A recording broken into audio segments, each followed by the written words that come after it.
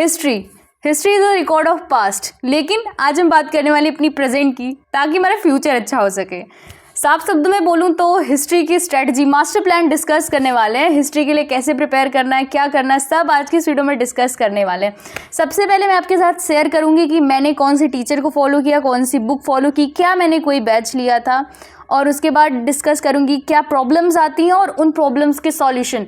तो ये वीडियो आपके लिए बहुत इंपॉर्टेंट होने वाली है। मेरे पास कमेंट आया था कि दीदी हिस्ट्री के बारे में बताइए, 12th की हिस्ट्री प्रॉब्लम्स बाद में बताएंगे। तो आज के इस वीडियो में हम डिस्कस करने वाले हैं। So without wasting your time, without further any delay, let get. History में कौन से टीचर से पढ़ती थी, तो एक एक करके बताते हुए चलती हूँ। हिस्ट्री मैंने समीर सर से करा था।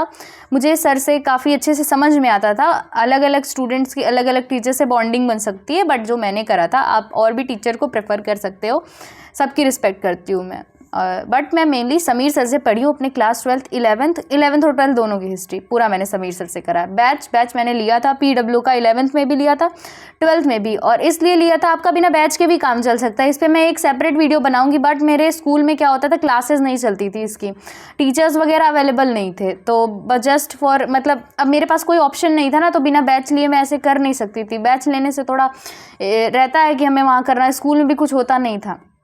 दैट्स वाई मुझे बैच लेना मेरी मजबूरी थी एक तरीके से। तो मैंने बैच लिया था PW का 11th 12th दोनों में, परिश्रम बैच, परिश्रम ह्यूमैनिटीज़, जिसमें समीर सर पढ़ाते थे, और इस वजह से वहीं से मैंने समीर सर से पढ़ना स्टार्ट किया। उसके बाद यूट्यूब पे भी सर के काफ़ी लेक्चर्स हैं, आप वहाँ से पढ़ सकते हो।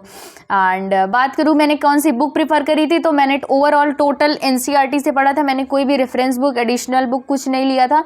क्वेश्चन प्रैक्टिस की बात रही तो ऑनलाइन मैंने अपने लैपटॉप से कर लिया था, मिल जाता था, मैंने उससे मैं ओपन करके कर लेती थी प्रैक्टिस, जो भी मुझे करना होता था। बाकी NCERT के अलावा मैंने कोई भी बुक नहीं ली थी। नोट्स की बात करें तो क्या मैं नोट्स बनाई थी हिस्ट्री का? सच बताऊं तो मैं जो समीर सर का रिवीजन लेक्चर होता था, उसमें सर नोट्स के फॉर्मेट में बना देते थे, हैंड रिटन, उसको ही मैं प्रेफर करती थी फ्रेंड्स। और जो मुझे खुद से ऐड ऑन करना होता था मैं उसी में कर लेती थी, बट मेनली मैं उसी को प्रेफर करती थी और मुझे वो हेल्पफुल लगता था, तो जेन्युइनली हेल्पफुल लगता था, तो मैं उसी रिवीजन लेक्चर को समीर सर के प्रेफर करती थी। एंड हाँ, ऐसा नहीं कि मैं प्रमोट कर रही हूँ किसी चीज़ को, ये मेरा पर्सनल ओपिनियन है और मैं कैसे करती थी। अब बात करते हैं कि कौन कौन सी प्रॉब्लम हम फेस करते हैं एज अ स्टूडेंट जब हम 12th की हिस्ट्री या 11th की हिस्ट्री स्टार्ट करते हैं। सबसे पहले हमें लगता है कि 3 बुक है यार, 3 बुक लगता है। एक एंशिएंट हिस्ट्री है पहली बुक, सेकंड बुक हमारी मेडिवल हिस्ट्री के कॉन्टेक्स्ट में है, थर्ड बुक हमारी मॉडर्न हिस्ट्री पे बात करती है। तो सबसे पहली चीज़ तो हमारे दिमाग में आता है कि 3 बुक है यार हिस्ट्री की। दूसरी चीज़ है कि चैप्टर्स बड़े कॉम्प्लेक्स हैं, मेनली एंशिएंट हिस्ट्री के, मेडिवल के, एंड चैप्टर्स काफ़ी लेंदी हैं, एंड बहुत सारी डेट्स हैं उसमें, एंड बहुत सारे नेम्स हैं, और एक बार में समझ में नहीं आता, NCERT की लैंग्वेज नहीं समझ में आती। ये सब हमारी प्रॉब्लम्स होती है। इसका नोट्स कैसे बनाएं, सो ये सब हमारी प्रॉब्लम है। अब एक एक करके इसके सॉल्यूशन। अगर आप बैच ले रहे हो, जिस भी टीचर से आपकी बॉन्डिंग बन रही है, उस टीचर के लेक्चर्स को देखो। अभी मैं आपके स्कूल को एकदम साइड करके बात कर रही हूँ, स्कूल में आपके क्या हो रहा है वो अच्छी बात अगर हो रहा है, बट मेनली मुझे जो पता है ना, खास करके रूरल एरिया में ह्यूमैनिटीज़ स्ट्रीम उतने अच्छे से चलाते नहीं कोई स्कूल वाले। उनको मतलब केवल होता है प्रॉफिट मैक्सिमाइजेशन से, और ह्यूमैनिटीज़ में कम बच्चे होते हैं, तो वो उतना फोकस नहीं करते कि हम किसी स्पेशल टीचर को ला के रखें। उनका जो मेन टारगेट होता है मैथ्स एंड बायो। ये टॉपिक से थोड़ा हटके, बट मैं इस पर बात करना चाहूँगी एक्चुअल में। मैथ और बायो, बस मैथ और बायो, मतलब मैं क्या बोलूँ, आई रिस्पेक्ट, मतलब मैं सभी स्ट्रीम्स की रिस्पेक्ट करती हूँ और मुझे लगता है कि सबकी इक्वल इंपॉर्टेंस है। बट हम उनके पास टीचर्स होते हैं मैथ बायो के लिए। अगर कोई बच्चा 10th में है तो उससे बस यही टीचर्स पूछेंगे स्कूल में, बेटा कौन सी स्ट्रीम लेनी है, मैथ या बायो। दे निगलेक्ट लाइक कि कॉमर्स और आर्ट्स ह्यूमैनिटीज़ भी एग्जिस्ट करता है, मतलब उनके नज़र में कोई वैल्यू नहीं है। उनके पास कुछ, जब अच्छे से वो चलाएंगे नहीं, अच्छे टीचर्स को नहीं हायर करेंगे, तो जो बच्चे कम रहेंगे। और एक तो स्कूल वाले खुद ही जब ऐसे मैथ्स और बायो स्ट्रीम को प्रमोट करेंगे तो उसमें बच्चे कहाँ से ज़्यादा होंगे। और जैसा कि मैंने कहा कि स्कूल वालों को बस प्रॉफिट मैक्सिमाइजेशन से मतलब होता है, तो वो अच्छे टीचर्स को हायर नहीं करते हमारे लिए, स्पेशल टीचर्स को। कोई भी टीचर ऐसे रहेगा।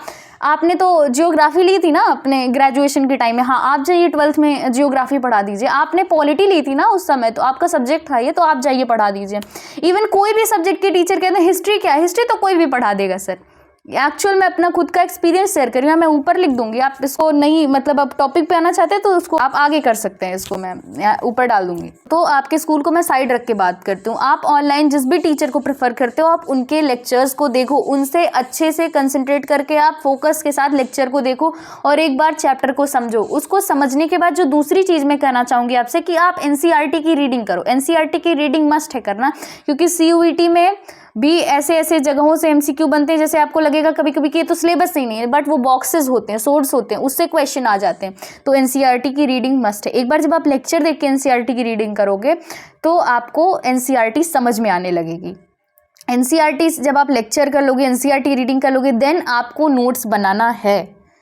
नोट्स जब आप बनाओगे उसके बाद चाहे तो आप किसी टीचर के नोट्स को प्रिफर कर लो, उसमें भी अपनी भी चीज़ें ऐड ऑन करो। ये नहीं कि हमें बस प्रिंट आउट निकलवा लेना है, बस वही छाप लेना, नो। तो आप नोट्स जब बना लोगे तो आपका और अच्छे से चैप्टर प्रिपेयर हो जाएगा। उसके बाद जो हमारा फोर्थ स्टेप होना चाहिए, क्वेश्चन प्रैक्टिस, डेट्स बार बार रिवाइज करना। इतनी चीज़ें जब आप कर लेते हो तो मतलब आपका चैप्टर डन हो जाता है। फिर आपके यूटी आते हैं, हाफ ईयरली आते हैं एंड ऑल, प्री बोर्ड्स, उसमें बार बार आपके वो चैप्टर्स रिवाइज होते जाते हैं। तो वो चीज़ें आपको धीरे धीरे समझ में आने लगती हैं और एक बार में आपको चैप्टर की उतनी अच्छी अंडरस्टैंडिंग नहीं होगी जो मैंने एक्सपीरियंस करा है खुद से। आप बार बार जब उसका रिवीजन करोगे, जब बार बार आपके यूटी आएंगे, ये आएंगे, वो आएंगे, या फिर आप कर रहे हो टेस्ट वगैरह के लिए, तो आपको फिर अच्छे से अंडरस्टैंडिंग होती है। दूसरी बार करोगे तो और अच्छी, तीसरी, मतलब it is all about revision. जितना आप रिवीजन करोगे उतना ही आप परफेक्ट होते हुए चले जाओगे। सो यही चीज़ है, इस तरीके से आप उसको कर सकते हो। बात रही डेट्स की, तो आप सीरीज़ में याद करते हुए चले जाओ, हाँ इसके बाद ये, इसके बाद ये, इसके बाद ये। इट्स इंपॉर्टेंट भी है सीयूटी के पर्सपेक्टिव से भी एंड बोर्ड्स के पर्सपेक्टिव से। एंड जो नेम है उसको भी अगर आप ऐसे भी कर सकते हो, और मैं अगर एक चीज़ और आपको प्रेफर करूं तो आप एक सेपरेट पेज या नोटबुक पे, जैसे जब आप नोट्स बना लिए तो आप लास्ट पेज पे क्या करना, जो भी इम्पोर्टेंट नाम है उनके थोड़ा काम, मतलब किस कॉन्टेक्स्ट में, और डेट्स, ये आप लास्ट पेज पे सेपरेटली मेंशन कर लेना और उसको अलग से रिवाइज कर लेना। बार बार जब उसको आप करते जाओगे तो वो आपको अच्छे से आती हुई जाएंगी। कोई भी चीज़ हिस्ट्री में बिना रिवीजन के पॉसिबल नहीं है। अगर मैं डायरेक्ट कहूँ आपसे, तो जितना बार आप हिस्ट्री का रिवीजन करते हुए जाओगे उतना ही आप हिस्ट्री में परफेक्ट होते हुए। ये कुछ बातें थी जो मैंने हिस्ट्री के रिलेटेड की, और यही है। एंड मैंने भी अपना एग्ज़ाम दे लिया है, अब बोर्ड्स का रिजल्ट कुछ ही दिनों में आ जाएगा। और इस पे हमेशा फोकस रहना चाहिए कि हमारे लिए मार्क्स नहीं मैटर करता, हमारे लिए नॉलेज मैटर करती है। कभी भी आप रट के अच्छा नंबर लेते आओगे वो आपके जीवन में कोई महत्व नहीं रखता, लेकिन आप चीज़ों को समझ के जो भी 4-5 नंबर 10 नंबर कम ही ले आओगे वो आपके लिए ज़्यादा महत्व रखता है, वो आपके लिए ज़्यादा इंपॉर्टेंट। सो ये बातें हमेशा याद रखना। और history is all about revision and all about dates. History में डेट बहुत इंपॉर्टेंट है, और जो प्रॉब्लम्स थी आपके उसके कुछ सॉल्यूशंस थे, उसको मैंने आज की इस वीडियो में डिस्कस कर लिया। और भी किसी टॉपिक से रिलेटेड आपको वीडियो चाहिए तो कमेंट करना। That's all for today's video guys, bye bye.